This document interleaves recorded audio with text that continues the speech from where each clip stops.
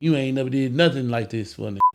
I remember going to TSU getting school money, you feel me, and getting and up the mall with him. Yeah.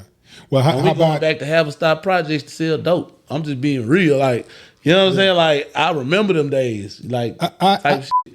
I asked you that, man, because, you know, I just suspected that you probably went through something similar, because I did, you know, like, it was the money thing where we actually gave each other money, but when I got to the money, I started giving him even more, way more, because when we first started, you know, giving him money or he giving me money was like $20 or $10. I got 20, you got 10, you know, that type of thing. It's bad because people be feeling, we forget once we start having money that people will kill us for this minuscule amount of money. Mm-hmm. Like this little $8,000, $9,000 ain't shit to us, but it's a lot of people that's not too far from here that kill they have the opportunity to take. Well, the cold part is the people, is you, a lot of times it's the people that's closest to you that's the most envious, because in their mind, they supposed to have exactly what you have, not some of what, you know, not some of what you got, but they should be where you are. They should have exactly what you have. Yeah, like why is not them? Why is you? They feel like they the real.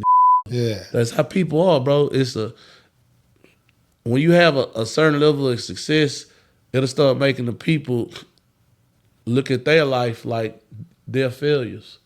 Well, what happened? Like what happened, people look at like a reflection of my success. I mean, my success is not a reflection of your failures. Right. That's what I'm trying to say. My success, because I'm successful, that don't mean you a failure. Like, that don't mean that. Like, I can, you know what I'm saying? You can always be more. I mean, I can help you be more. But when it comes to envy and people willing to do things, like, that's when it's time to step away. Now, okay, I need to get away from you because this is gonna go only one or two ways. You know what I'm saying? This is gonna go only one or two ways. I need to go and get away from you before I end up back in federal prison or dead. You know what I'm saying? Because it ain't gonna go no other way. It ain't. It's not. See what happens, Bo, is that, like, so you out getting money, you might be thinking about your friend or your family and how you gonna help bring them up, boy. As soon as you get this next little lick or whatever, you already, man, you coming on the bus with me or whatever. You gonna be my manager or whatever, right? You already got these ideas, but in their mind, you left them behind. So everybody's talking about you, and nobody's talking about them, and so all they hear is you, and people are looking like, why you ain't with your boy? Why you still like you still struggling? Woo, woo, woo. And so they let that go to their head, and then they start acting out. They become resentful, and then next thing you know, they hate you more than any enemy could have ever hated you, any known enemy. I think that's exactly what happened, for real. You know what I'm saying? So, and it'd be like, you know, I'm like, man, I don't have a relationship with my own mama. So I done went decades without talking to that lady. You gotta understand, if you think just anybody, boy, you know what I'm saying? Decades or years? Decades. When I graduated high school, I ain't speak to that lady for 10 years. Really? I don't, man, it was not a, man, look here. When I was gone, I was gone. The only time I came back and in a running to, she had caught an aggravated robbery with a deadly weapon. You know what I'm saying? They caught a bad motherfucker, and my sisters had to go move with my granny in Lakewood. And she ended up getting out. MTV wanted to put me on this show called, they used to do a show back in the day called True Life. And they was going to do one with kids with incarcerated parents.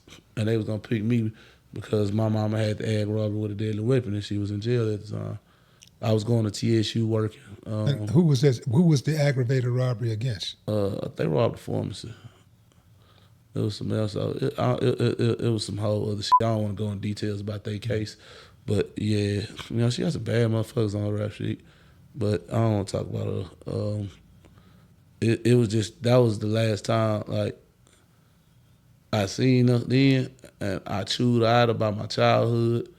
I chewed her out about what she let do to me, beat me, and she was quiet the whole time. I was like, she was receptive. Funny thing, crazy, same cousin I'm telling you about. Did she apologize? She apologized. She said, I was just doing the best I can. I made some mistakes. But at the end of the day, you the same person. Like, you'll get back on the internet and do the same goofy shit. So I forgive, but I don't forget.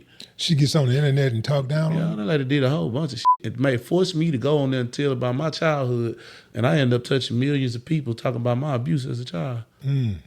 Never thought that'll be a viral moment.